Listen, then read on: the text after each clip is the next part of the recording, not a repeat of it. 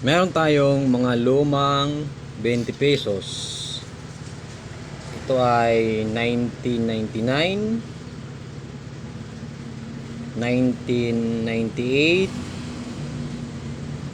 99, mga 90s ng mga 20s na hindi na nagagamit. So, ano na to? Kumbaga, hindi mo na rin siya mabibili dahil ano na siya, hindi na siya circulated. At mayroon din mga ilang piraso na walang mga year. At meron tayong 50 pesos na isang overprint. Kumbaga sa coins, ito yung mga commemorative. May mga ano siya rito sa gilid. Pag sa banknote, ito ay mga overprint. Gawa ng Bangko Sentral. Yung mga ganito. Mas maganda kung uncirculated yung mga ganito nyo. At yun po ay may bibili pag maganda pa ang condition.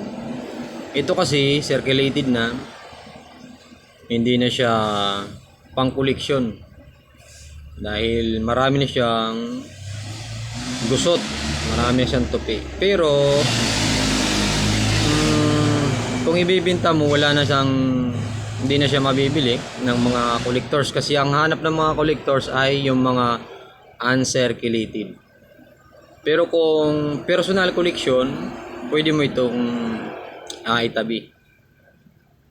Kung personal lang naman, ikaw mismo magkukulik, idadagdag mo lang ito, i-add natin sa collection para kung wala tayong makuha ng uncirculated, pwede na rin to. So marami pa iba't ibang overprint na nakalagay sa 50 pesos. Kahit sa mga 20, meron din siyang mga overprint na nakalagay. Mayroon private overprint, pero mas maganda yung galing mismo sa Bangko Sentral. At mayroon tayong nakuhang 1 piso 2015. Ito po ay frosted coin. Nasa 2% yung populasyon niya sa circulation. So marami pa rin po yun, yung 2% na yun na nasa circulation.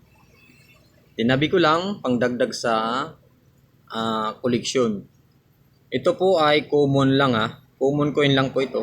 Marami ka pang makukuha ng mga frosted na gaya nito. Frosted coin 2015. Common coin po ito.